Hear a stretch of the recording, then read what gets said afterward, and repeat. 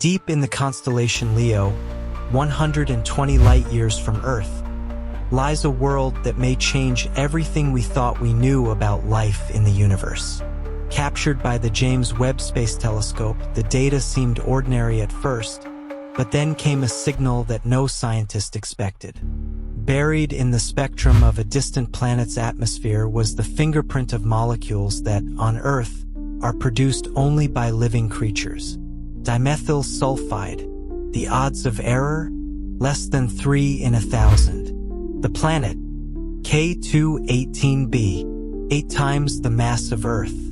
A thick atmosphere rich in hydrogen. Temperatures warm enough for liquid oceans to exist beneath alien skies. For decades, humanity has wondered, are we alone? With each discovery, the answer feels closer. And K2-18b is only the beginning. Tonight, we travel across the stars, exploring the most promising worlds beyond our solar system. Worlds where liquid water could flow, where atmospheres could cradle life, where oceans may teem with creatures we can only imagine. Like and subscribe as we begin.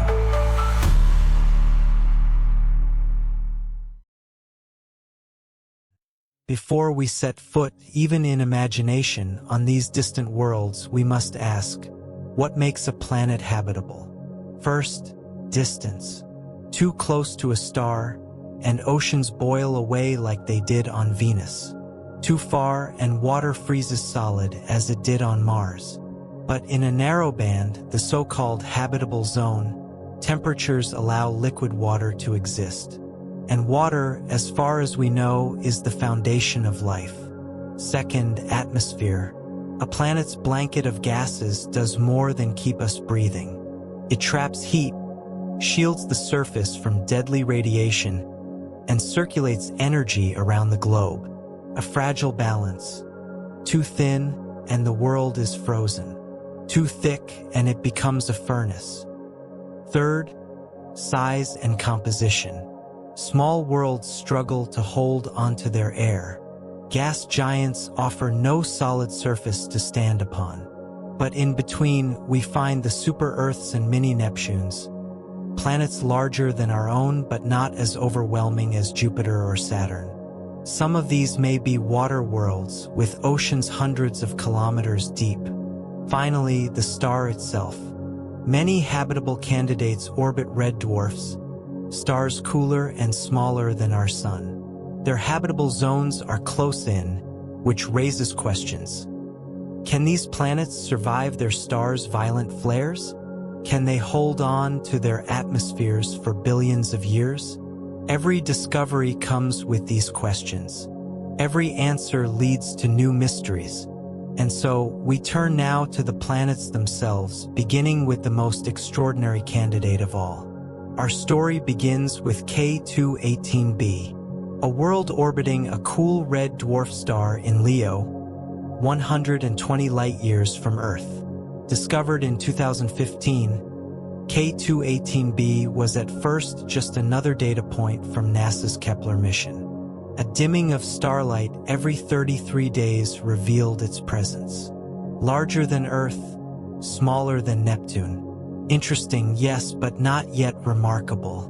Then came the James Webb Space Telescope. With its unmatched infrared vision, Webb peered into K2-18b's atmosphere. What it found stunned scientists. Methane, carbon dioxide, traces of water vapor. These gases hinted at a planet wrapped in a hydrogen-rich atmosphere, but one that might also cradle oceans beneath. And then the whisper of something more, dimethyl sulfide, or DMS. On Earth, this molecule is produced only by living organisms, often microscopic life in the oceans. Could the same be true here? Caution is vital. A single molecule does not prove life. Alternative explanations must be tested, unusual chemistry, instrumental error, even processes we do not yet understand. But the signal was strong enough to shake the scientific world. K218b is larger than Earth, nearly 9 times its mass. Gravity would be crushing, the air dense and alien. Its skies might glow a pale blue-green under a hydrogen sun. Its oceans vast and deep. This is not Earth 2.0. But it may be the first world beyond our solar system where life has left a measurable fingerprint in the atmosphere. And if life thrives in the seas of K218b, it tells us something profound. That life does not require a twin of Earth to exist. It may flourish in forms and places stranger than we dare imagine. Kepler-22b was the first exoplanet discovered within the habitable zone of a star similar to our Sun, found in 2011 by NASA's Kepler Space Telescope. It lies more than 600 light-years away in the constellation Cygnus. Its star is a G-type, like our Sun, only slightly smaller and cooler. The planet itself is about 2.5 times the size of Earth. Too large to be a comfortable twin, but small enough that scientists believe it could have a rocky core or vast oceans. Its year is 290 days, not far from Earth's 365, placing it firmly within the zone where water could remain liquid. The excitement around Kepler-22b was immediate. Headlines called it Earth's cousin, a possible water world bathed in gentle sunlight. If its atmosphere is similar to ours, its surface temperatures could be near 70 degrees Fahrenheit, mild and pleasant. Yet this remains speculation. The truth is we know almost nothing about what lies beneath its clouds. If its atmosphere is thick, the surface could be sweltering, more like Venus than Earth. If thin, the planet could be frozen, a global glacier. And if Kepler-22b is a true water world, life there would be confined to oceans with no continents at all. That ocean might be calm and shallow, or a crushing abyss, tens of kilometers deep. Still, Kepler-22b represents a crucial step in our journey. It proved that worlds in the habitable zone of Sun-like stars are not rare. They exist, and they can be large enough to detect across the gulf of hundreds of light-years. For the first time, humanity saw a real possibility that planets like ours were out there, orbiting suns not so different from our own. From Kepler-22b, the telescope's data led us to another remarkable discovery, Kepler-452b. Found in 2015, this planet was hailed as Earth's older, bigger cousin. It orbits a star much like our Sun, but that star is 1.5 billion years older. With age comes change. The star has grown brighter and hotter, just as our Sun will in the far future. Kepler-452b is about 1.5 times the size of Earth, with perhaps 5 times the mass. Its orbit is nearly identical to ours, a year of 385 days. On paper, it looks like the most Earth-like planet yet. But appearances can deceive. Because its star is older and brighter, Kepler-452b may already be in danger of a runaway greenhouse effect. Its oceans, if it had them, could be boiling away, leaving behind a sweltering surface more like Venus than Earth. And yet, imagine a different scenario. What if its thicker gravity-bound atmosphere holds the right balance of gases to regulate temperature? What if it retains oceans, forests, or landscapes unimaginable? At 6 billion years of age, life there would have had billions of years more than Earth to evolve and adapt. If life exists, it could be ancient, complex, perhaps even intelligent. Kepler-452b is a reminder that habitability is not permanent. Stars change, climates shift, and habitable zones drift. The window for life is fragile. Our own Earth will one day face the same fate as our Sun swells into its red giant phase. Studying planets like Kepler-452b is, in a way, studying our own future. Moving closer to home, another world offers a tantalizing glimpse of what might be possible. TOI 700d. At just over 100 light-years away, discovered by NASA's TESS mission, TOI 700d is one of the most Earth-sized planets in the habitable zone we've ever found. Only 20% larger than Earth, it almost certainly has a rocky surface. It orbits a small red dwarf star every 37 days, receiving about 86% of the sunlight Earth does. That puts it in a temperate range where water could flow on the surface. Scientists have run climate simulations, and many suggest that TOI 700d could sustain mild temperatures under a wide range of atmospheric conditions. But this promise comes with challenges. Around such a small star, TOI 700d may be tidally locked, with one side in endless daylight and the other in eternal night. If true, the day side could burn while the night side freezes, leaving a thin twilight band where life might cling to survival. Yet computer models show that if an atmosphere exists, winds and clouds could carry heat around the planet, smoothing out the extremes. In some models, TOI 700d emerges not as a harsh twilight world, but as a comfortable Earth-like sphere with oceans and weather. Among all known exoplanets, this is one of the most promising Earth analogs. Even closer still is LHS 1140b, only 49 light-years away in the constellation Cetus. This world is larger than Earth, nearly twice the size and more massive, but with a density that suggests water makes up a large fraction of its body. Some scientists believe it could be a true water world, a planet covered in a deep global ocean, its atmosphere thick and protective. Unlike many red dwarf stars, LHS 1140's parent star is relatively calm, with fewer violent flares to strip away atmospheres. That makes its planets better candidates for holding onto the air and water necessary for life. Its temperature, if moderated by greenhouse gases, could allow liquid oceans to thrive beneath skies dimmer than ours, but steady. If LHS 1140b is indeed an ocean world, life there may resemble Earth's earliest beginnings, cradled in the sea. Hydrothermal vents, tidal mixing, or chemical gradients could power ecosystems unseen by human eyes.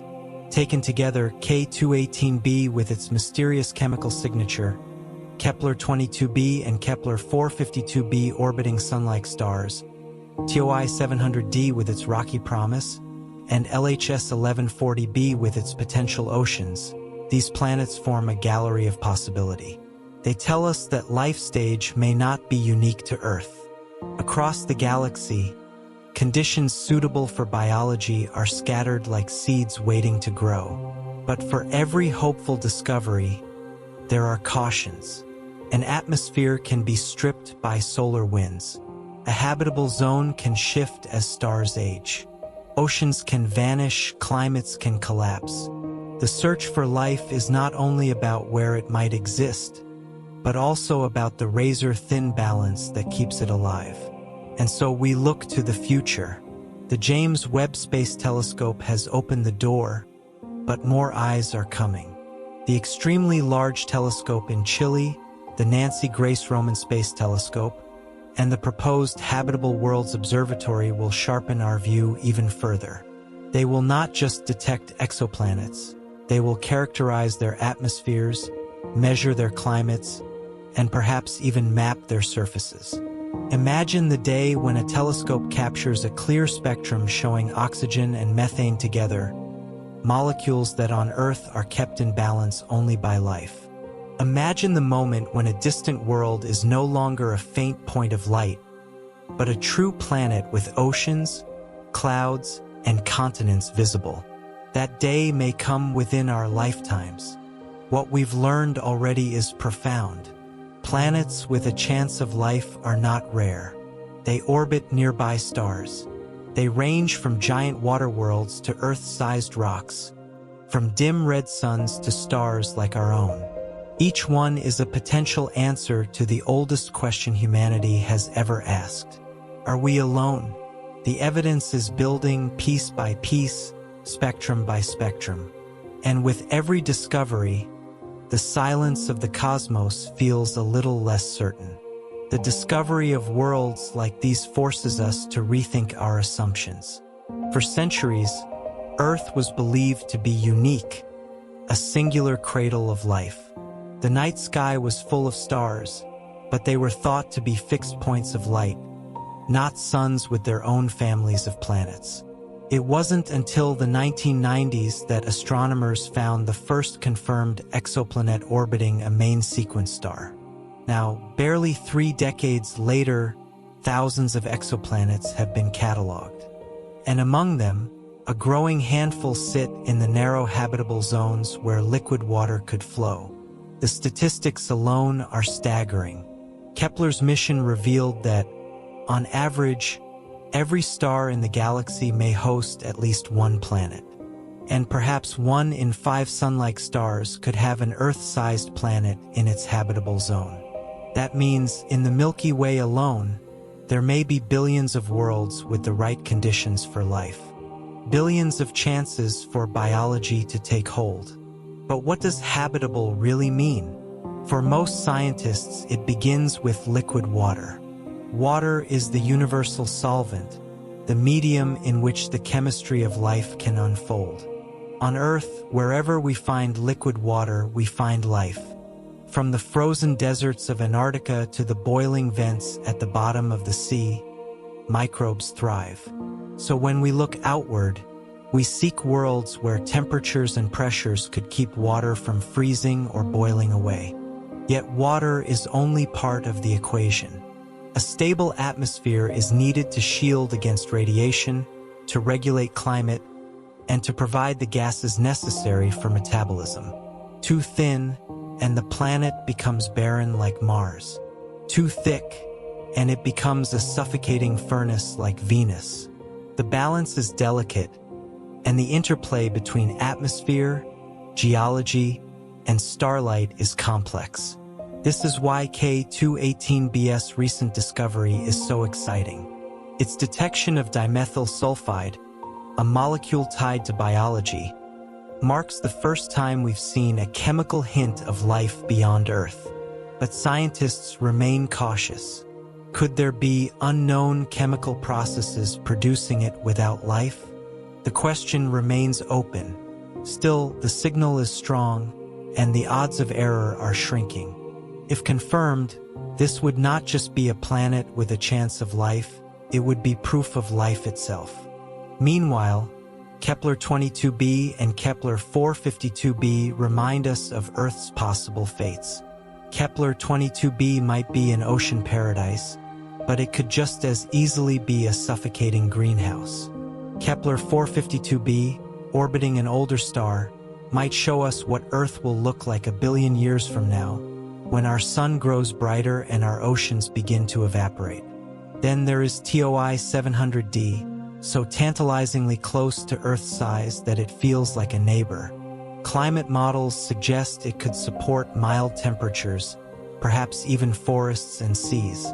If we had the technology to visit any one exoplanet today, TOI 700d would be near the top of the list.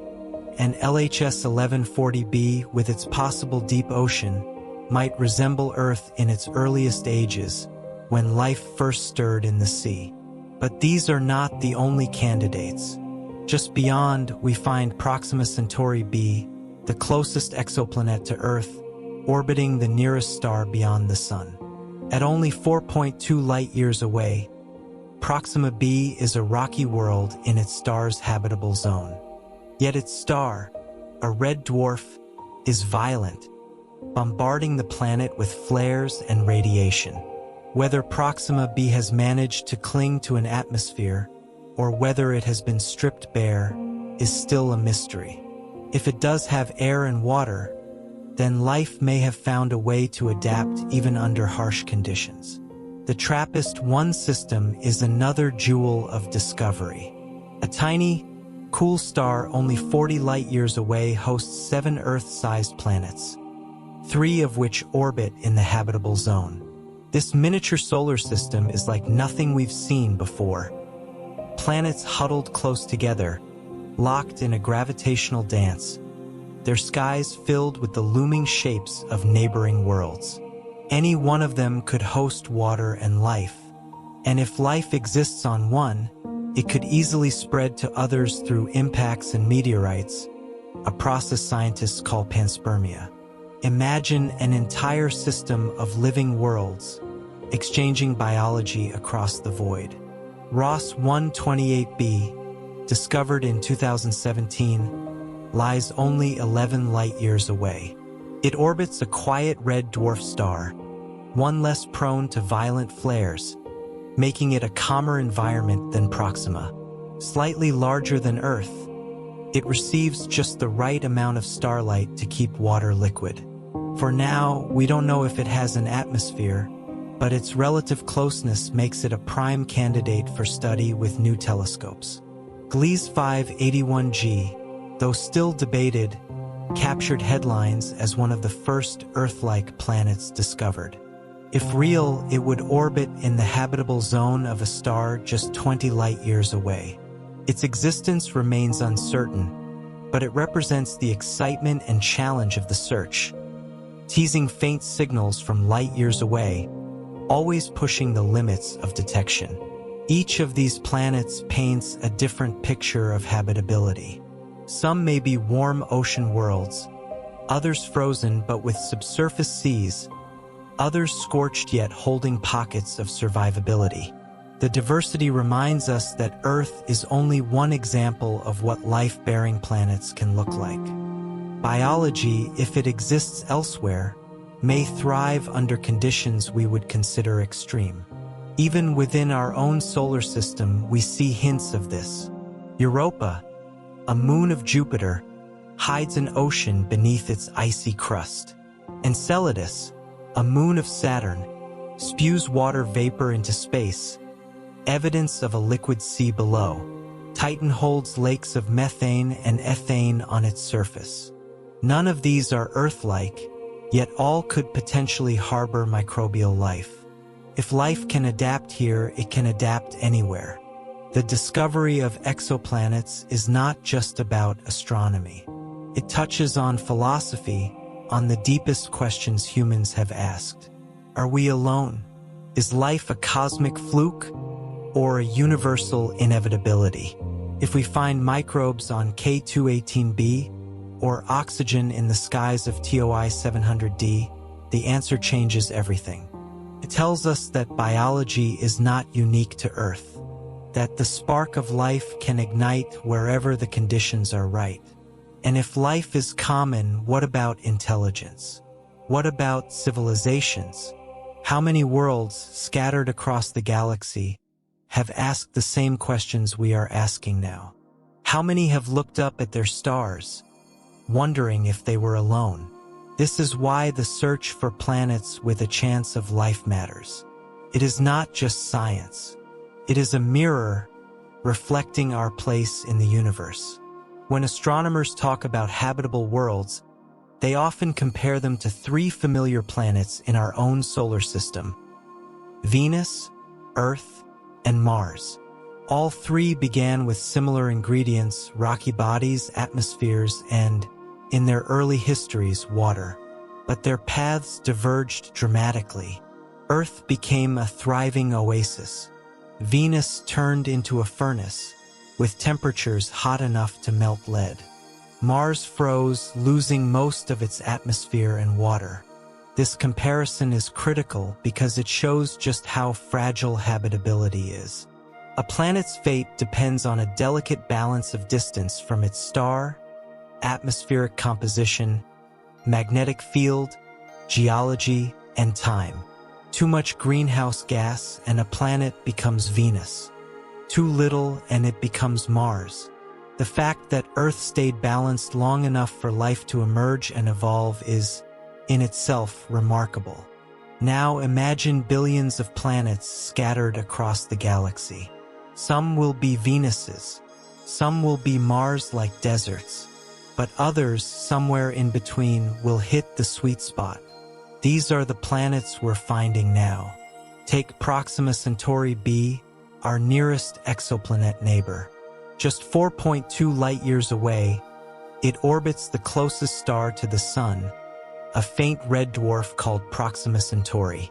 The planet is roughly Earth-sized and sits in the star's habitable zone.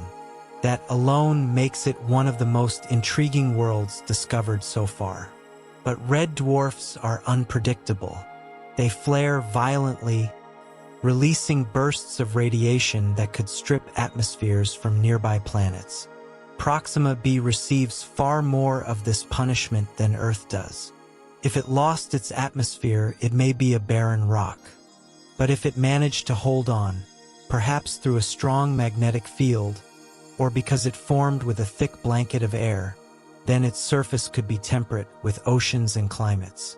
The truth is, we simply don't know. But the fact that such a world exists in our cosmic backyard gives hope. If we can someday send probes to another star, Proxima b will be the first destination. Then there is the TRAPPIST-1 system. Discovered in 2017, it is a miniature solar system unlike anything we imagined. A small, cool red dwarf star, barely bigger than Jupiter, hosts 7 Earth-sized planets packed tightly together. 3 of them orbit within the habitable zone. Picture the view from one of those planets. The star above is dim, casting a reddish twilight across the landscape.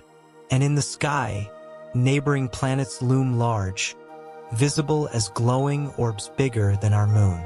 The worlds are so close that, in some cases, standing on one planet you could see continents and clouds on another.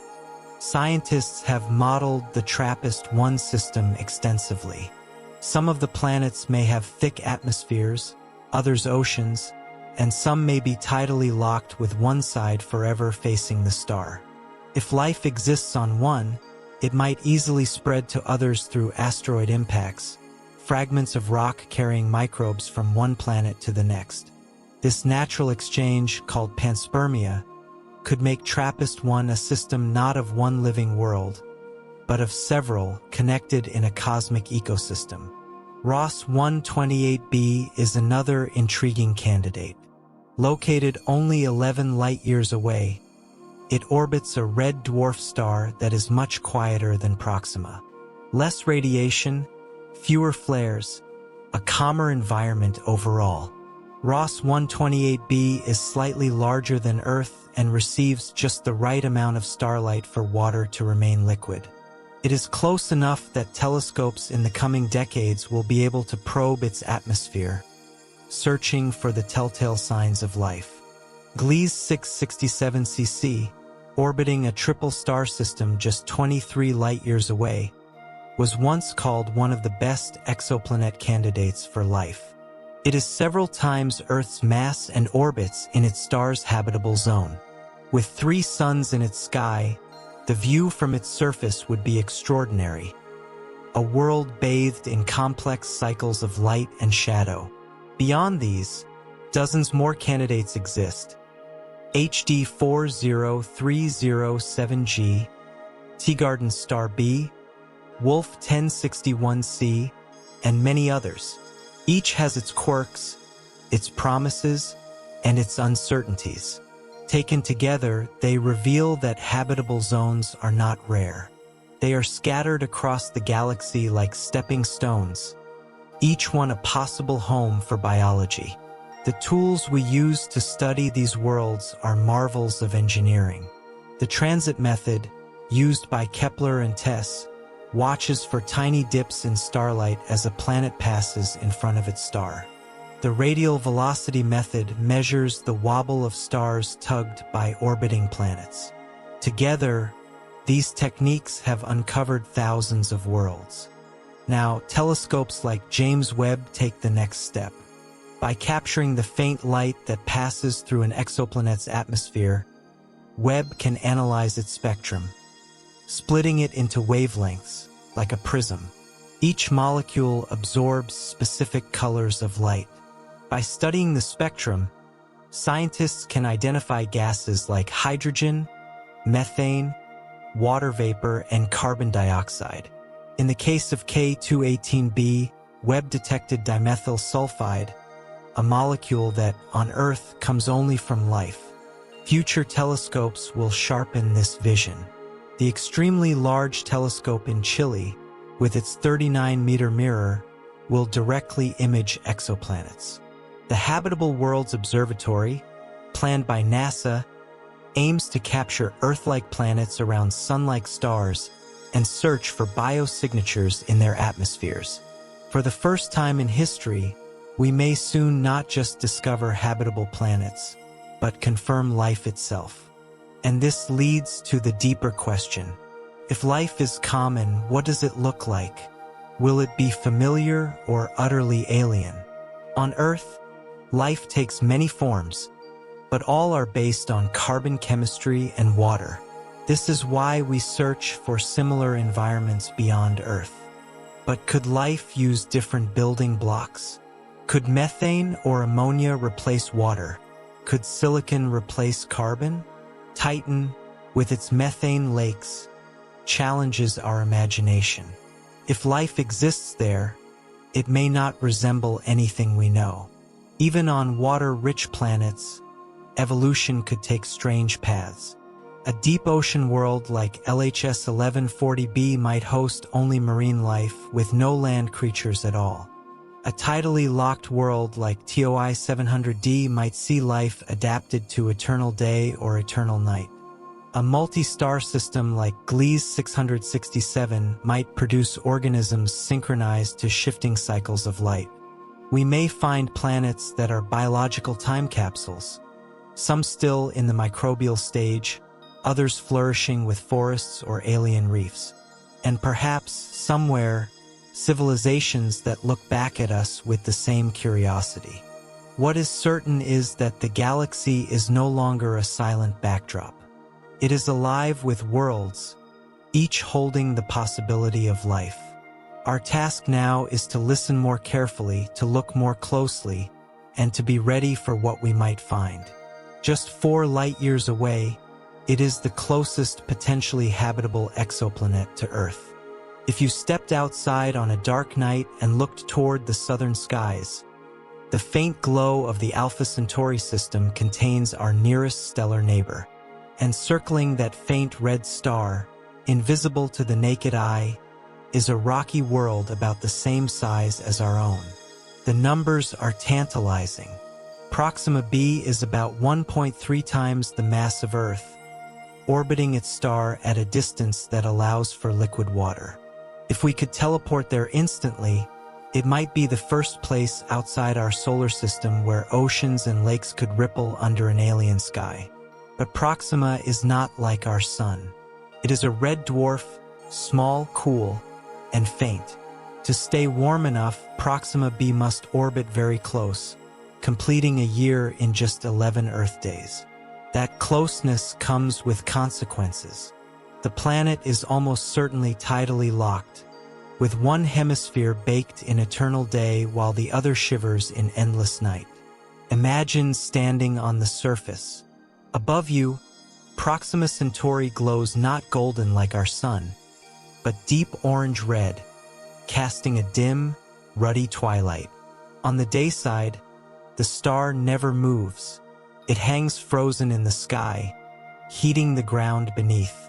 On the night side, the darkness is absolute, with stars glittering in silence forever. But what about life? Could it exist in such extremes? Scientists think so.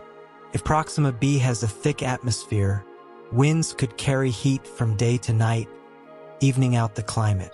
The day side might be warm, the night side cold, but in between, along the twilight zone, conditions could be just right. A ring of perpetual sunset, circling the planet, could harbor oceans, rivers, and ecosystems. The challenge is survival under Proxima's temper. Red dwarfs are notorious for violent flares.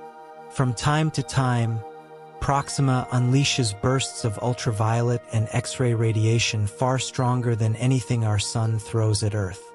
Such storms could strip away atmospheres, sterilize surfaces, and make habitability precarious.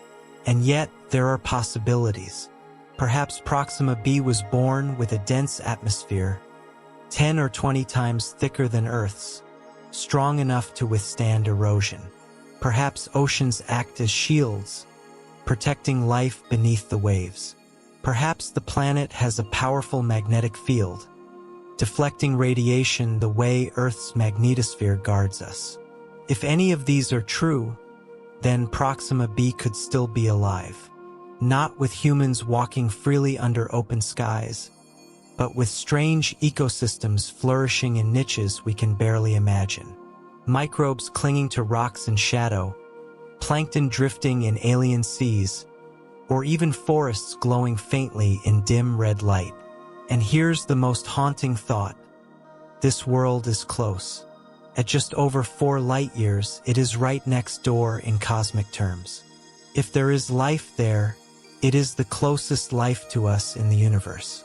Someday, when technology allows, we may send a probe, a tiny sail pushed by lasers, racing at a fraction of light speed, to capture the first close-up images of another living planet. And those images could arrive back on Earth within our grandchildren's lifetimes.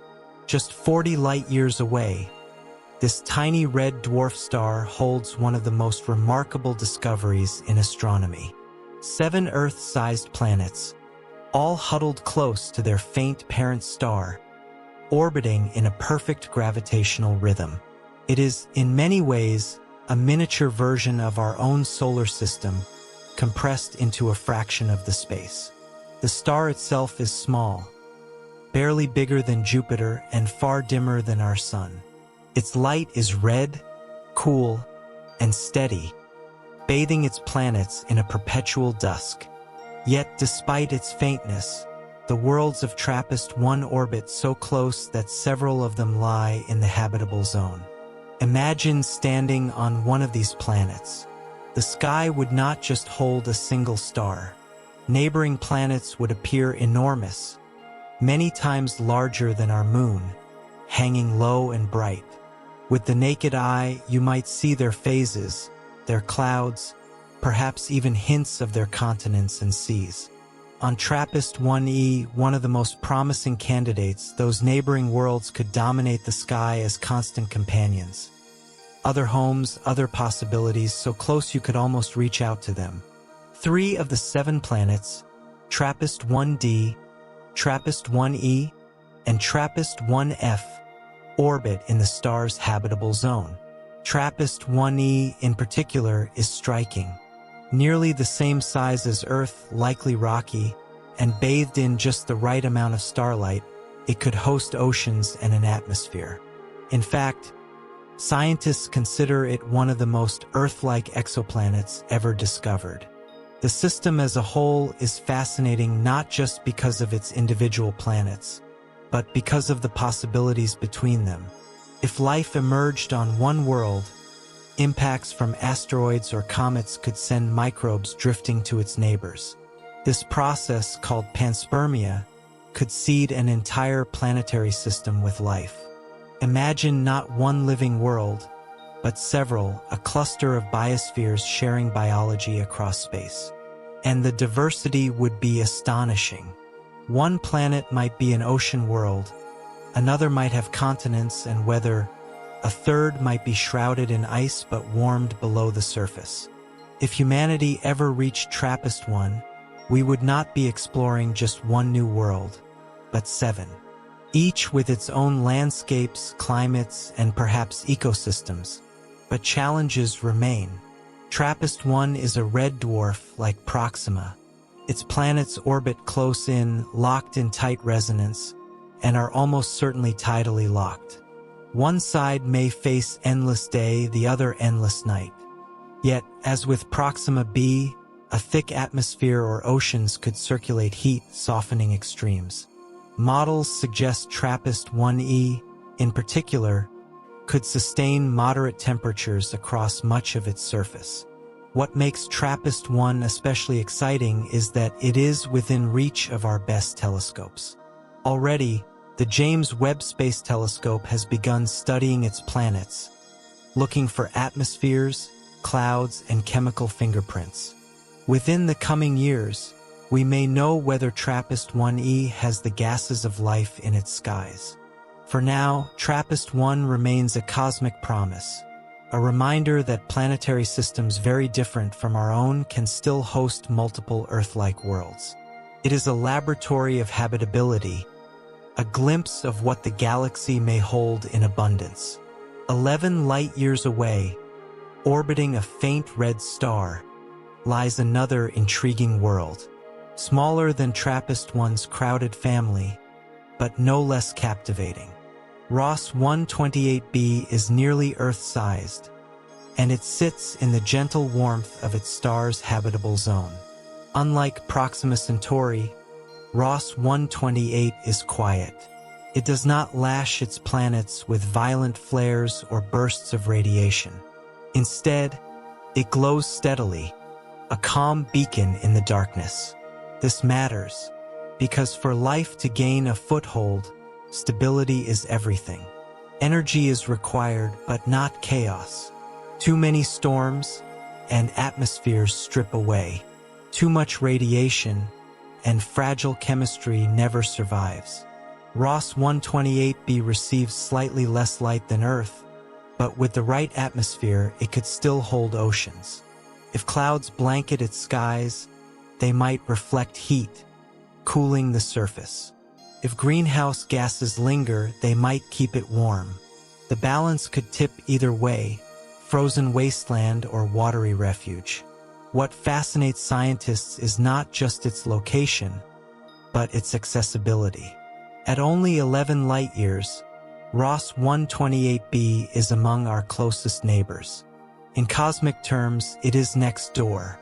Theoretically, in the far future, a robotic probe propelled by powerful lasers, like those envisioned by Breakthrough Starshot, could reach it within a single human lifetime.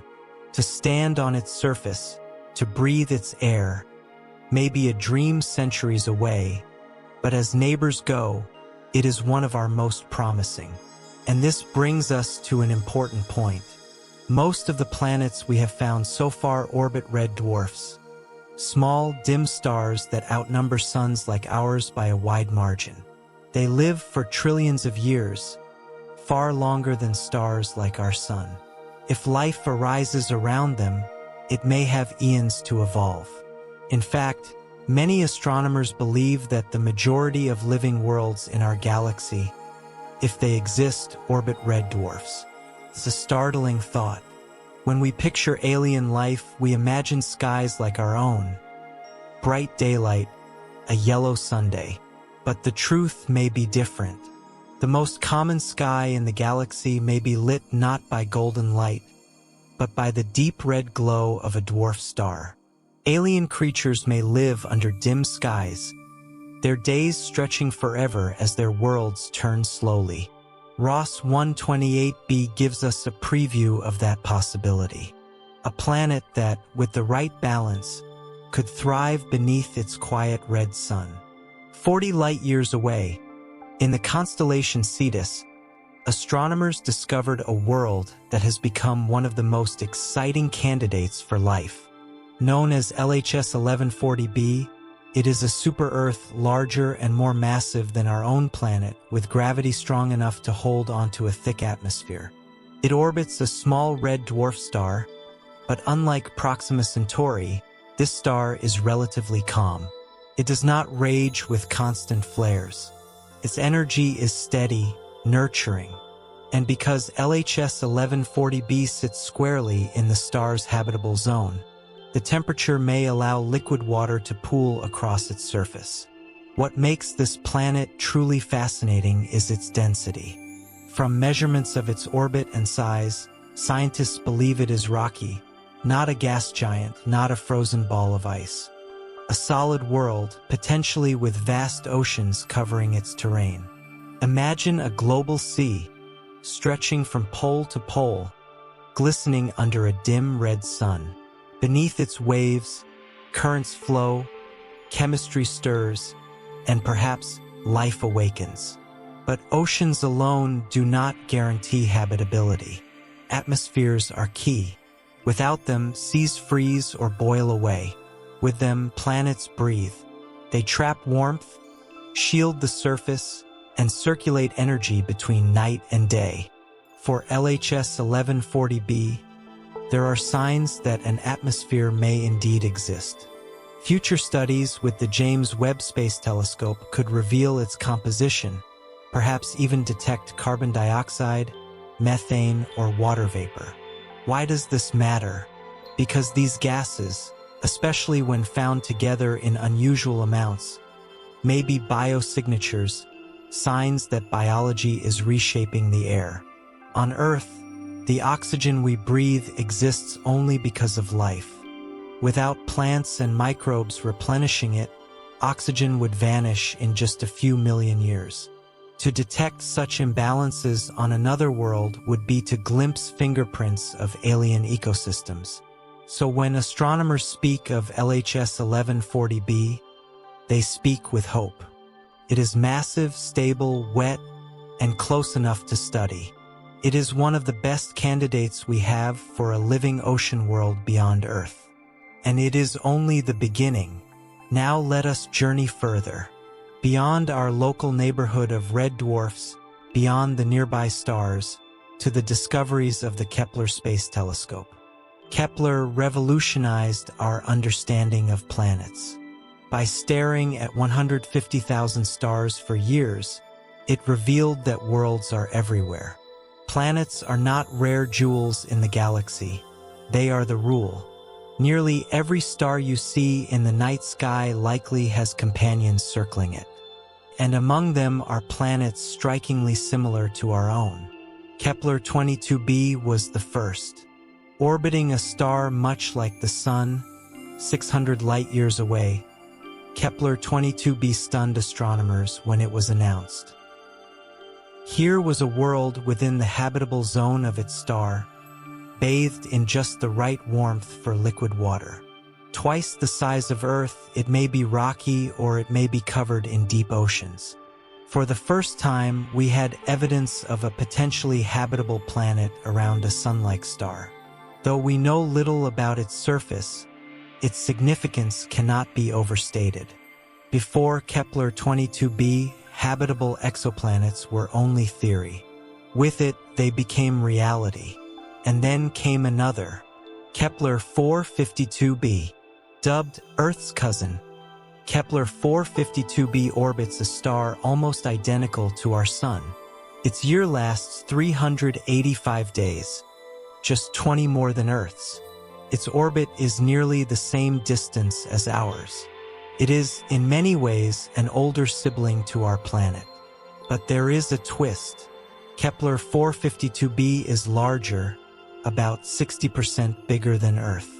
Its stronger gravity could mean a denser atmosphere, thicker clouds, and a different climate.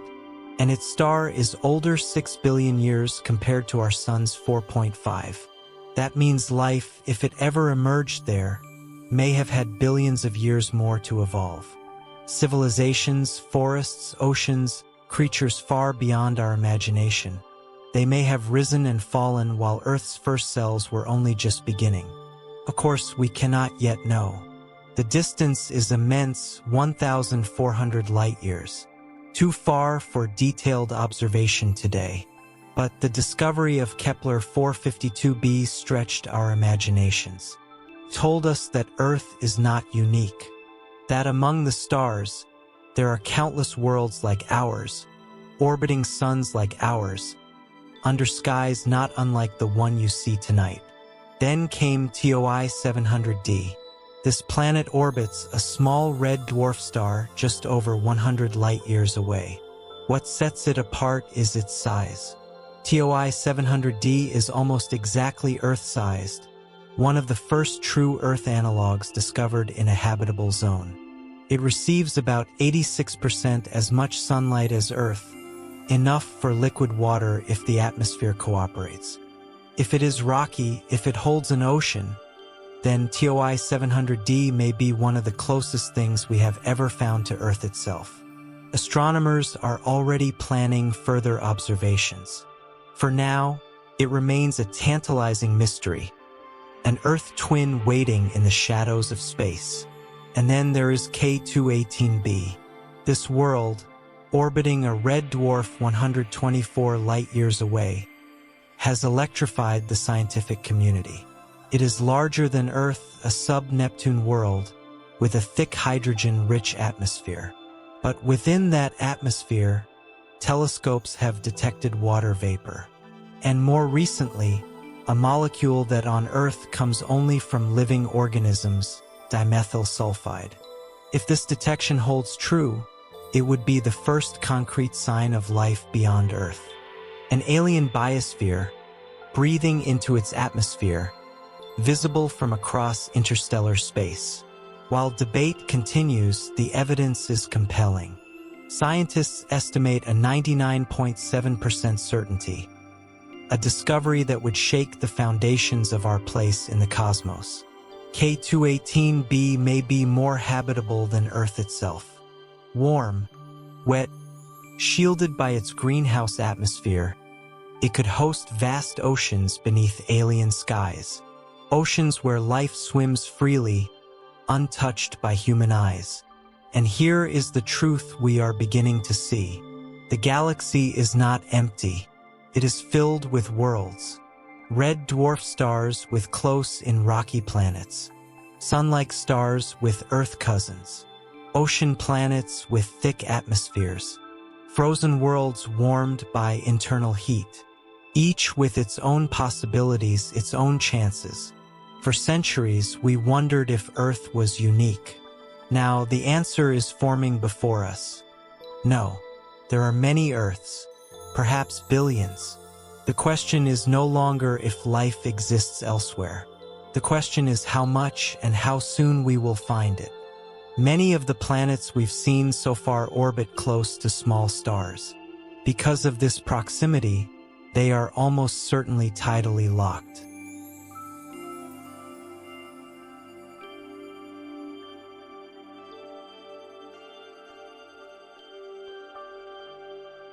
Just as our moon always shows one face to Earth, these planets keep one hemisphere locked in endless daylight and the other in eternal night. At first, this seems like a death sentence for habitability. Imagine one side baked under constant heat, the other frozen in perpetual darkness. Yet reality may be more forgiving. If a planet has a thick enough atmosphere, winds can move warmth from the day side to the night side, softening extremes. If it has oceans, currents can do the same. Models suggest that even tidally locked planets could host a twilight zone, a band around the terminator, where day meets night, where conditions may be just right for life. Life, after all, is resourceful. On Earth, microbes thrive in boiling vents, in the frozen poles, in deserts of pure salt. If our planet were tidally locked, it is easy to imagine ecosystems adapting. Photosynthetic life might flourish near the bright side, while darker regions might host creatures that feed on chemical energy instead of sunlight. So when we look at Proxima b, TRAPPIST-1e, or TOI 700d, we should not dismiss them for being tidally locked. Instead, we should ask, could their atmospheres and oceans create a balance? Could life find a foothold in the twilight? If there is one factor that decides habitability more than any other, it is the atmosphere. Without one, a planet is silent and sterile like Mercury. With one, even harsh conditions can soften, as Venus and Earth show in very different ways. Atmospheres regulate temperature, protect from radiation, and provide the chemistry life depends on. But atmospheres are fragile. They can be stripped away by powerful stellar winds. This is where magnetospheres come in. Earth's magnetic field shields us from charged particles streaming from the sun. Without it, our air would slowly be blown away into space. Mars is a tragic example. Once it had rivers and seas, but with no strong magnetic shield, its atmosphere thinned, and its waters vanished into the dust. So when astronomers evaluate planets like LHS 1140b or Ross 128b, they ask, do they have magnetic fields? Do they rotate fast enough to generate one? If so, their atmospheres may be safe. If not, they may be bare rocks, their habitability stolen by their stars. This makes planets around quiet red dwarfs especially promising. A calm star means weaker winds, and weaker winds mean atmospheres can survive even without strong magnetic protection. 23 light-years away, orbiting a red dwarf in the constellation Scorpius, lies a super-Earth called Gliese 667cc. It is about 4 times as massive as Earth and orbits within the habitable zone. What makes this planet remarkable is not only its size and position, but the fact that it belongs to a triple star system. 3 suns illuminate its skies. Its main star, the one it orbits, is a dim red dwarf. But farther away, 2 brighter orange stars circle together, rising and setting as a pair. Imagine the view from its surface. A faint red sun fixed in the sky, while 2 golden stars drift together on the horizon, painting the landscape in colors Earth has never seen. If oceans exist there, they would reflect 3 suns, casting shimmering rings of light. For scientists, Gliese 667cc was one of the first super-Earths discovered in the habitable zone. Its mass and position suggest that it could have conditions suitable for liquid water. It remains a strong candidate for habitability, though its star is active, raising concerns about radiation. Still, if it has a thick atmosphere or magnetic field, life could find shelter. Even closer to home lies one of the smallest stars ever found hosting habitable worlds. Teegarden's star, just 12 light-years away, is barely larger than Jupiter and glows faintly red. Yet around it orbit at least 2 Earth-sized planets, Teegarden B and Teegarden C. Teegarden B is especially intriguing. It is almost identical in size to Earth and sits in the star's habitable zone. With an Earth similarity index of 0.95, it is one of the most Earth-like worlds we know. Because the star is so small and dim, its planets orbit extremely close. Their years last only days. But again, tidal locking and heat transfer may allow for habitable regions. These planets remind us that habitability comes in many forms. Not just Earth twins orbiting yellow suns, but strange worlds circling tiny red embers, with skies darker than twilight, days stretching forever, and yet still, the possibility of oceans, clouds, and life. And this leads us to a larger truth. The galaxy is not limited to one template of habitability. We must expand our imagination. Life could thrive on ocean worlds with no land, on planets with thick hydrogen skies, on moons warmed by tidal forces, even in subsurface oceans buried under ice. Every discovery teaches us that Earth is not the rule. It is one example in a vast spectrum. And if life is flexible, if it can emerge wherever chemistry and energy dance together, then the universe may be overflowing with it. Far beyond Earth, circling the gas giant Jupiter, lies a world that has captivated scientists for decades. Europa. From space, it appears as a smooth white sphere, crisscrossed with cracks and scars. But beneath its icy shell, something extraordinary waits. An ocean, twice the volume of all Earth's oceans combined, sealed under miles of ice. Heated from below by the gravitational pull of Jupiter, the waters of Europa remain liquid, restless, and alive with potential. Imagine standing on Europa's surface. Above you, Jupiter looms enormous in the sky, its storms swirling across its banded face. Around it, other moons glide like lanterns. Beneath your feet, the ice groans and shifts, cracking as the ocean below presses upward. And down in that ocean, untouched by sunlight, hydrothermal vents may spew minerals into the water, just as they do on Earth's seafloor. On our planet, such vents are home to thriving ecosystems. Crabs, worms, bacteria, all feeding not on sunlight, but on chemistry. If life can exist in Earth's deep oceans without a trace of light, why not on Europa?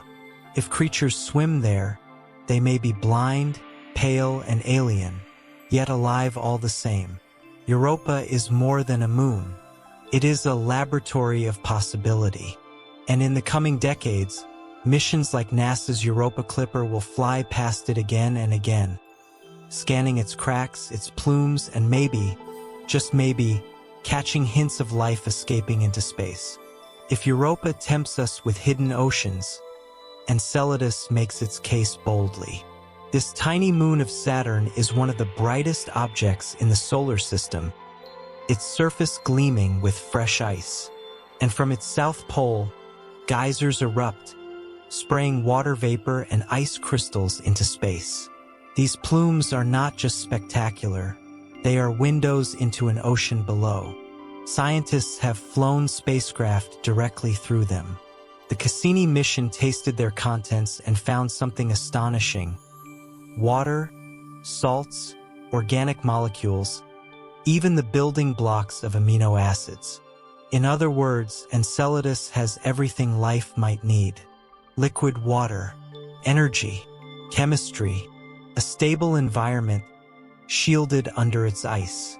If microbes swim in Enceladus's ocean, their presence might already be written in those geysers, carried upward into the vacuum of space. A future lander may only need to scoop a handful of ice from the surface to reveal the truth. Few places in the cosmos are as tempting in the search for life as Enceladus. And then there is Titan, larger than Mercury, wrapped in a thick golden haze. Titan is unlike any other moon in the solar system. Its surface is a landscape of rivers, lakes, and seas, but not of water.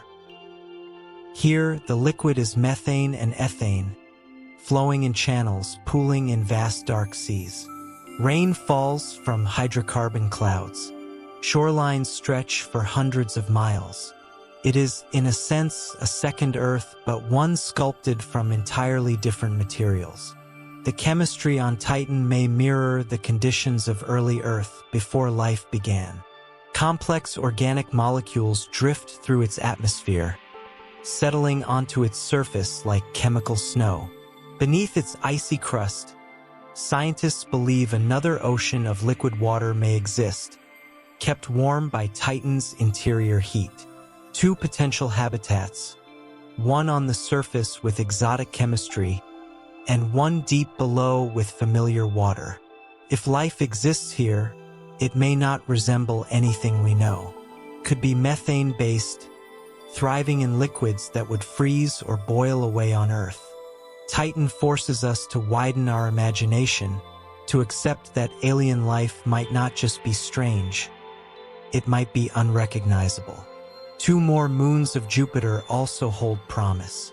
Ganymede, the largest moon in the solar system, bigger even than Mercury, is thought to contain a deep underground ocean. Callisto, heavily cratered and ancient, may as well. Though their surfaces are less active than Europa's, their hidden seas remind us that habitability may exist where we least expect it. The lesson of the moons is clear. Habitability is not limited to planets basking in starlight. It can exist in darkness, beneath ice, powered by tidal forces and internal heat. The solar system may be full of living oceans, hidden worlds waiting to be discovered. And if this is true here around our sun, then it must be true elsewhere. Giant planets around other stars likely host their own families of moons. Some may be larger than Mars or even Earth, orbiting in habitable zones with thick atmospheres and liquid seas. Exomoons, moons of distant exoplanets, may outnumber habitable planets by far. They could be the true cradles of life in the galaxy. Worlds where skies are dominated not by stars, but by giant planets hanging overhead, their rings glowing across the heavens. Perhaps the first aliens we meet will not come from a planet at all, but from a moon. Discovering planets is only the first step. To know whether they are alive, we must read their atmospheres. And that is one of the most difficult tasks in modern astronomy. When a planet passes in front of its star, a tiny fraction of starlight filters through its atmosphere before reaching our telescopes. That light carries secrets, the fingerprints of molecules high above the planet's surface. By breaking the light into a spectrum, scientists can look for gases like water vapor, carbon dioxide, methane, or even oxygen. This technique, called transit spectroscopy, is delicate beyond imagination. Imagine trying to hear a whisper during a thunderstorm, or seeing the faint glow of a candle next to a searchlight.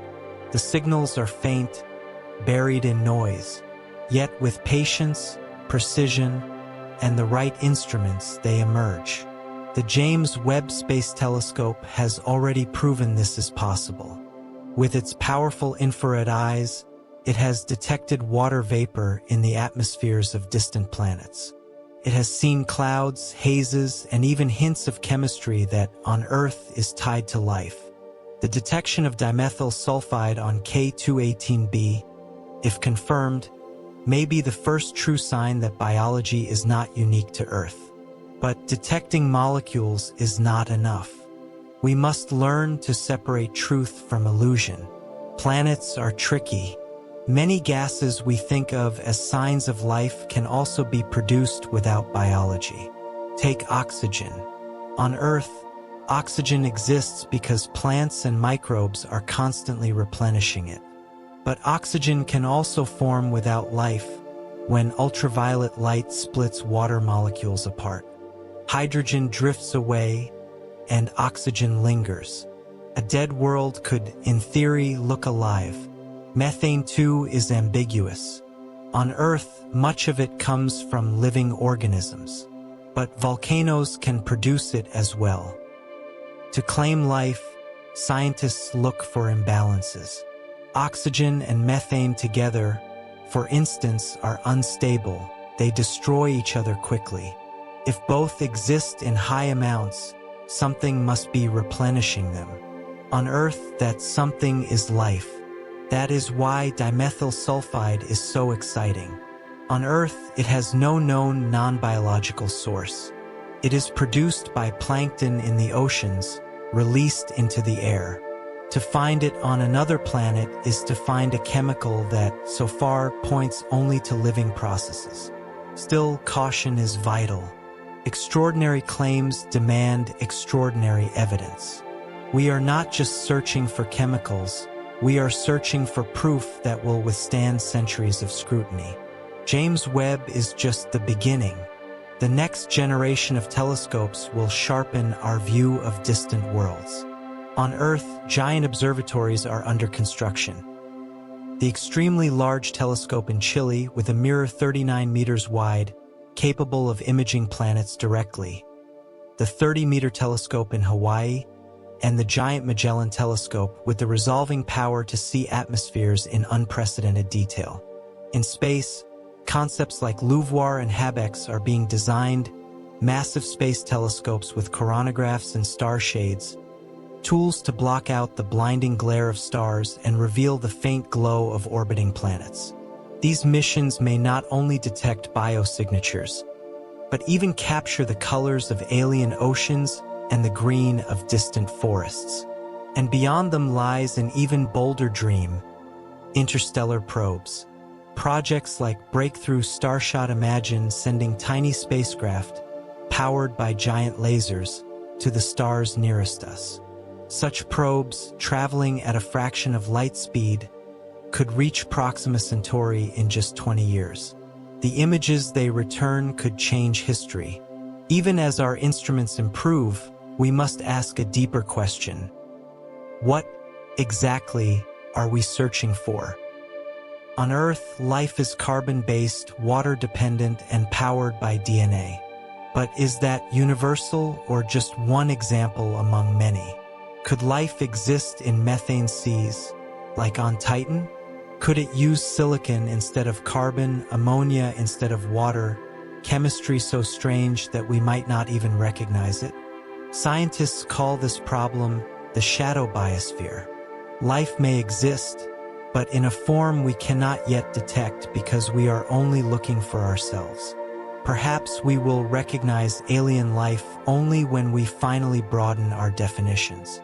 This is why missions to moons like Europa, Enceladus, and Titan are so important. They test our imagination. They force us to consider life that thrives without sunlight, in conditions utterly unlike Earth. If we find microbes in the icy oceans of Europa, or methane-based organisms on Titan, it will prepare us to understand life on planets light years away. For the first time in human history, we have the tools to answer a question that has haunted us for millennia. Are we alone? Each new telescope, each new detection, brings us closer. We are no longer staring at the stars in ignorance. We are probing them, measuring them, listening for the whispers of alien air. The universe is vast, with hundreds of billions of stars in our galaxy alone, and trillions of galaxies beyond. The numbers almost demand life. The chemistry is universal. The conditions are common. The question is not whether life exists, but how many forms it takes, how far it has spread, and how soon we will find it. And when that day comes, when we detect with certainty the breadth of another biosphere, it will not just be a scientific discovery. It will be a turning point in human history, the moment we realize that life is not rare, not fragile, not unique to one small world, but part of the fabric of the cosmos itself. The planets we've seen so far, K218b, Kepler-22b, LHS-1140b, are already strange compared to Earth. But the universe is not limited to worlds that resemble our home. In fact, most planets we've discovered so far are unlike anything in our solar system. Some are water worlds. Some are giant rocky super-Earths. Some are made of carbon, with diamond landscapes glittering under alien suns. Others drift through the galaxy alone, without a star. These worlds challenge our imagination. Could life exist in places that seem impossible? Let's explore the most exotic possibilities. Imagine a world covered entirely by ocean. No land, no continents, just water stretching endlessly in every direction. These are called ocean planets or water worlds, and many candidates have already been found. K218b, the planet that may show signs of dimethyl sulfide, is thought to be one. It may have a deep ocean beneath its hydrogen-rich atmosphere. Other possible examples include planets in the Kepler catalog that appear larger than Earth but lighter than expected, suggesting vast amounts of water. On such worlds, life could thrive beneath the waves. On Earth, oceans are where life began, around hydrothermal vents in the deep sea. Microbes fed on the chemical energy there long before sunlight reached them. On an alien ocean planet, similar processes might give rise to living ecosystems. But these oceans could be extreme.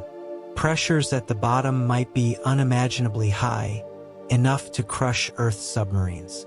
Beneath the liquid water, thick layers of exotic ice, Ice 7 or Ice X, might form, trapping oceans between the atmosphere above and a frozen mantle below.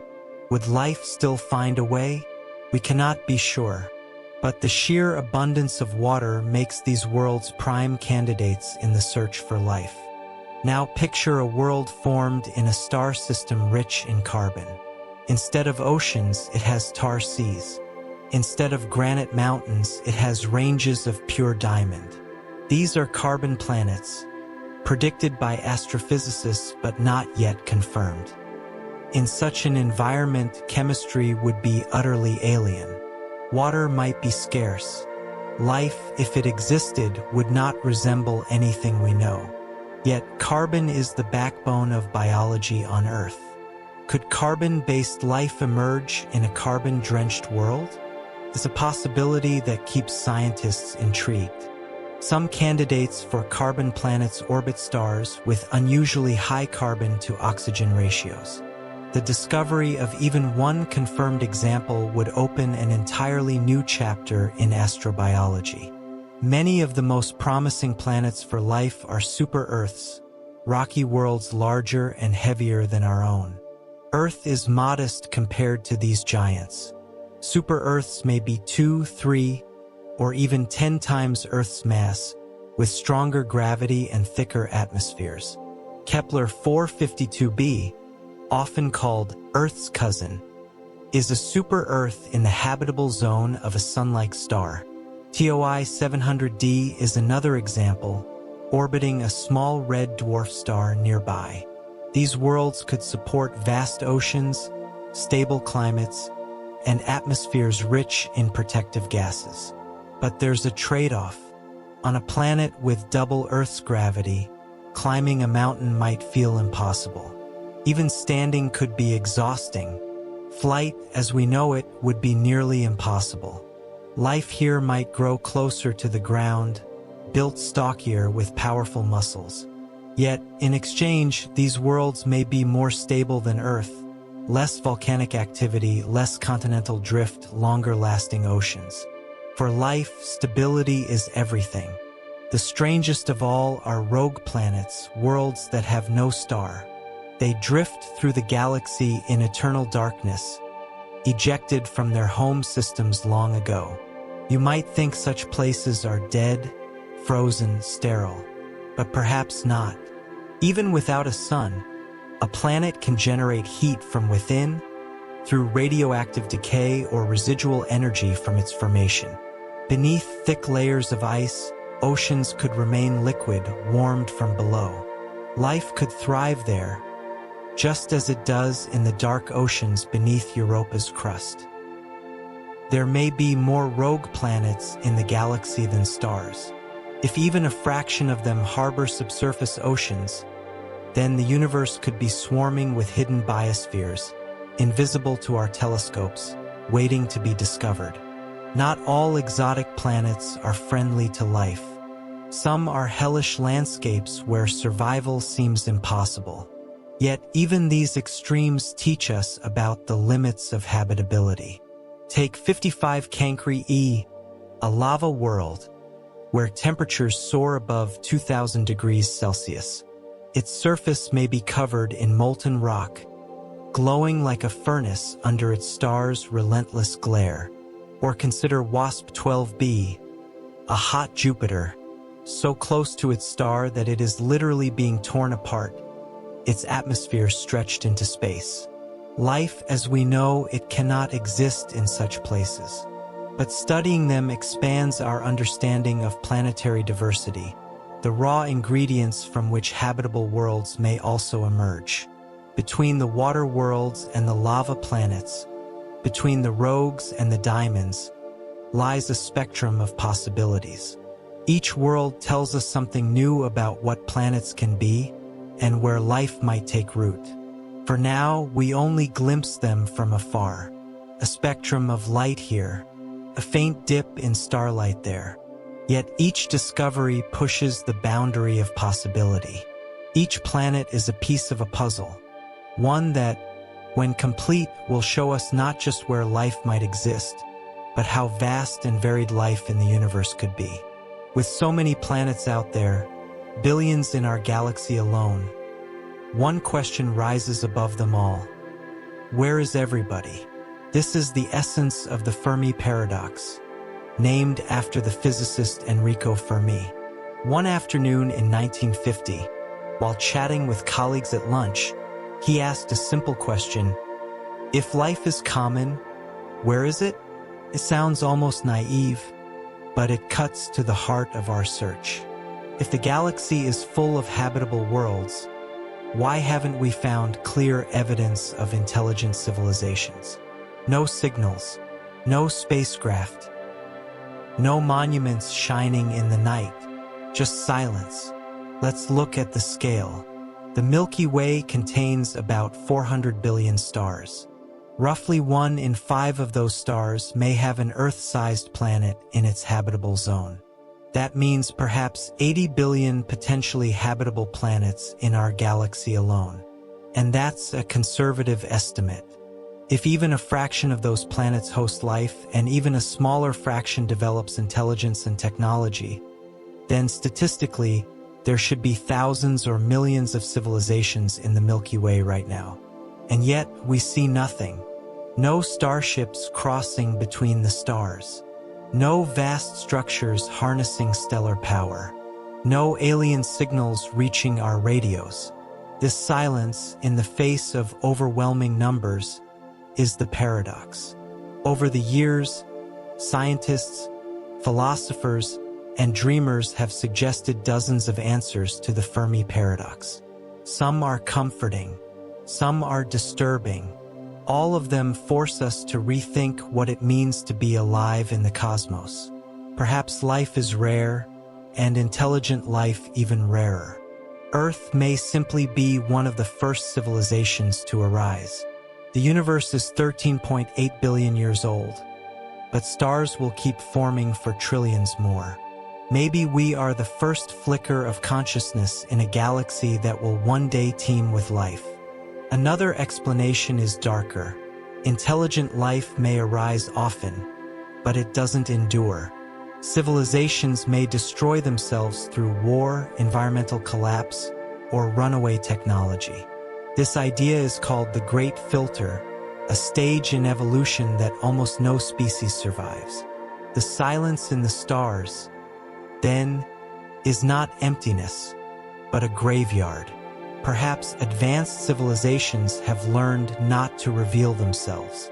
Just as animals go quiet when predators are near, intelligent species may stay silent in case the galaxy is more dangerous than we know. This is the dark forest hypothesis, the idea that the universe is full of hunters, and survival means invisibility. Some argue that aliens could be around us already, but in forms we can't recognize. They might exist as artificial intelligences, hiding in data streams, or as life so different from us that we wouldn't even notice. Maybe we've been looking for the wrong signs.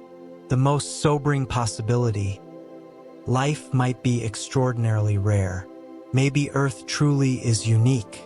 Maybe we are a cosmic accident, a lonely oasis in a silent void. Among these ideas, the concept of the Great Filter looms largest. Somewhere along the path from lifeless rock to starfaring civilization lies a nearly impossible step. The question is that step behind us or ahead of us? If it's behind us, then we may be incredibly lucky. Life may rarely begin at all, or complex multicellular life may almost never evolve. If so, Earth is a miracle, and humanity's existence is proof we've already passed the hardest test. But if the Great Filter lies ahead, the implications are terrifying. It would mean that every civilization reaches a stage like ours, advanced, technological, global, and then falls. Nuclear war, climate collapse, AI run wild. Something always ends them. If that's true, then silence in the stars is not peace, but warning. Despite the paradox, the search continues. Projects like SETI, the search for extraterrestrial intelligence, scan the skies for radio signals, laser pulses, or any hint of technology. So far, they have found nothing conclusive. The famous "wow" signal detected in 1977 remains unexplained, but never repeated. Some have suggested brief anomalies in telescope data could be alien, but natural explanations usually prevail. The cosmos, for now, keeps its secrets, and yet, every silence, Every null result teaches us something. It tells us that the galaxy is not full of loud, careless civilizations. If they exist, they are either rare, quiet, or unimaginably advanced. The Fermi paradox forces us to reflect not just on aliens, but on ourselves. If life is common, then the universe is alive, and we are part of a vast community we have yet to meet. If life is rare, then we are precious, perhaps the only intelligence for light years, maybe even in the galaxy. Either way, the responsibility is enormous. We stand at a fragile moment. We hold the power to destroy ourselves or to endure and spread into the stars. The silence of the galaxy may not be an absence. It may be an invitation to survive, to last, to become the first civilization that does not vanish. For centuries, we've stared at the night sky and wondered. Now, for the first time, we have the tools to answer the question of whether we are alone. The next decades will be a golden age of discovery, a time when new missions, new telescopes, and even the first interstellar probes may reveal alien worlds in detail we can scarcely imagine. Before we leap to distant stars, we must first explore the worlds of our own solar system. They are the closest laboratories for understanding life in extreme conditions. Europa Clipper, launching in the 2030s, this spacecraft will orbit Jupiter and repeatedly fly past Europa, an icy moon with a vast ocean beneath its crust. It will scan the surface, sniff the thin atmosphere, and look for plumes of water erupting from cracks. If microbes exist in that hidden sea, Europa Clipper may see their chemical fingerprints. Dragonfly, a nuclear-powered drone that will fly through the skies of Titan, Saturn's largest moon. Titan is a world with rivers and lakes of liquid methane, an atmosphere thicker than Earth's, and complex organic chemistry raining from the sky. Dragonfly will hop from dune to dune, studying the chemistry that could hint at a second genesis of life. Enceladus missions, still in planning, but scientists are eager to return to Saturn's icy moon Enceladus, where geysers shoot material into space from a subsurface ocean. A future probe could fly through those plumes, tasting them for amino acids, fatty acids, or even microbial life itself. If life exists in our solar system, these missions may be the ones to find it.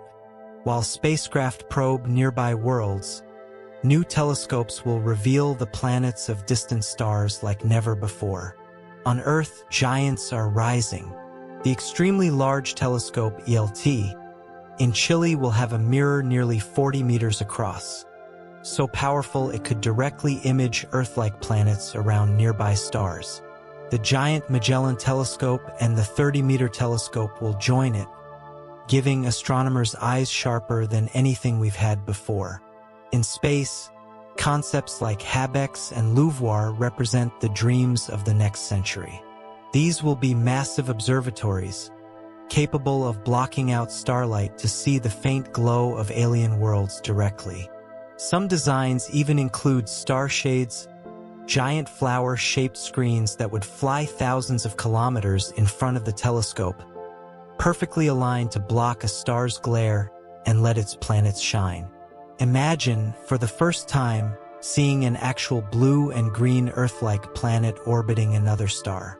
Not just a point of light, but a disk with weather, oceans, and maybe even hints of continents. That is what LUVOIR and HABEX aim to deliver. Alongside these telescopes, projects like Breakthrough Listen continue to scan the skies for intelligent signals. Using some of the largest radio dishes on Earth, they listen to millions of stars across billions of frequencies, searching for anything artificial. So far, silence. But silence is not the end. With each improvement in sensitivity, we open new channels, new bands, new stars. Perhaps the signal has always been there, just below our threshold. The next upgrade may be the one that hears it. The boldest visions, however, look beyond telescopes. They imagine spacecraft leaving our solar system, heading to the stars. Breakthrough Starshot is one such idea. Launching tiny probes, each no bigger than a smartphone, powered by sails thinner than a human hair. A massive array of ground-based lasers would accelerate them to 1/5 the speed of light. At that pace, they could reach the Alpha Centauri system in just 20 years. Their cameras, sensors, and transmitters, miniature marvels of technology, could send back the first close-up images of another planetary system. Imagine it. In our lifetimes, a real photograph of Proxima b, the nearest Earth-like planet, showing continents, clouds, or seas. That image would be the most transformative ever taken, a glimpse of another Earth. Other visions are even more ambitious.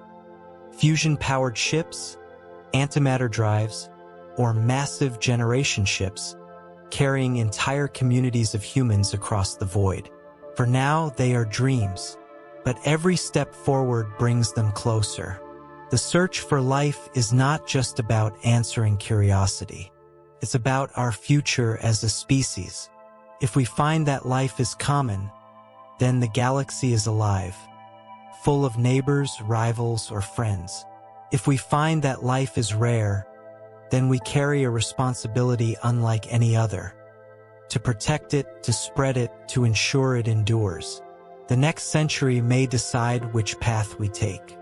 We may remain confined to our one fragile planet, or we may take the first steps into a cosmic civilization. Either way, the discoveries ahead will shape not just science, but philosophy, religion, and the way we see ourselves. When we look back on this time 100 years from now, it may be remembered as the moment everything changed. The moment humanity's gaze turned outward, not just in wonder, but in search. Every telescope launched, every probe sent, every signal listened for is part of a single story, the story of life's place in the universe. And whether the answer is silence or song, desert or garden, we will know, because we dared to ask, because we dared to look. For as long as humans have looked at the stars, we have wondered if we are alone. Thousands of years before telescopes, before science as we know it, ancient cultures raised their eyes to the night sky and told stories about other worlds. In ancient Greece, philosophers like Democritus and Epicurus imagined an infinite universe filled with countless worlds, some like Earth, others utterly strange. Epicurus wrote that there are infinite worlds both like and unlike this world of ours, a vision astonishingly close to what modern astronomy has revealed. In India, Vedic and Buddhist traditions spoke of countless realms and infinite cycles of creation. The idea that worlds beyond Earth might harbor life was not strange, but natural. In China, thinkers of the Han Dynasty wrote of 10,000 worlds in the heavens, each potentially with its own beings and skies. And in the Islamic Golden Age, scholars like Al-Farabi and al-Biruni speculated about other Earths, other creatures, other forms of life. To them, God's creation was too vast to be confined to a single world. Across continents and millennia, humanity has sensed the same truth. The universe is too big for us to be alone. For centuries, these ideas remained dreams, visions, poetry. But now, with telescopes and spacecraft, myth has become measurable. What was once speculation has become data. We can point to planets. We can analyze their atmospheres. We can measure their light, their gravity, their oceans, even their chemistry. In a way, the scientists of today are carrying forward the questions of our ancestors.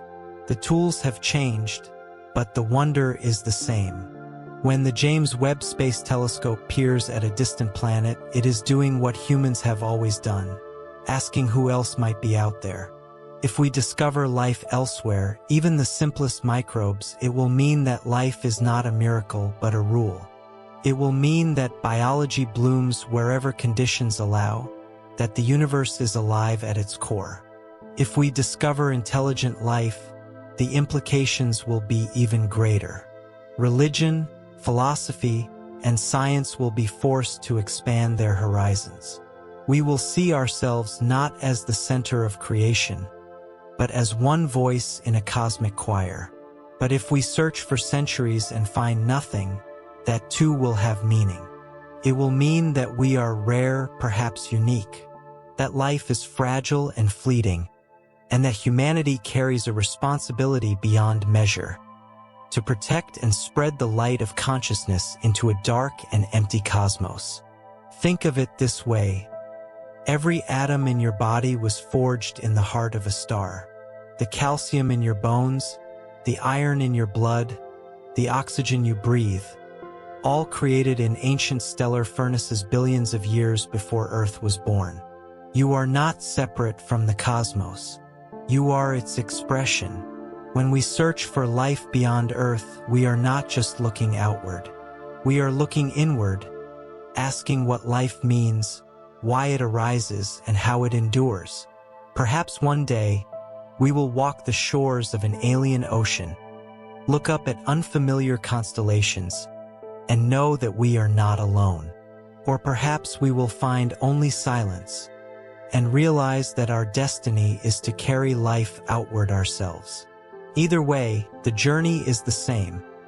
A story that began with ancient philosophers, continued through Galileo and Kepler, and now unfolds with space telescopes and interstellar dreams.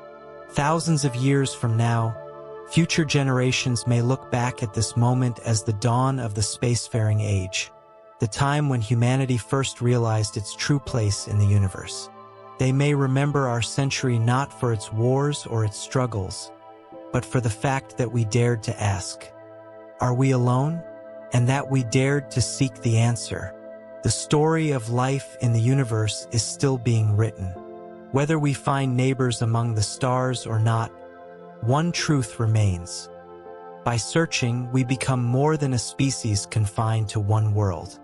We become part of the universe itself, aware of its vastness, aware of its mystery, aware of its endless possibility. This is not just astronomy. This is humanity's oldest dream, and perhaps its greatest destiny.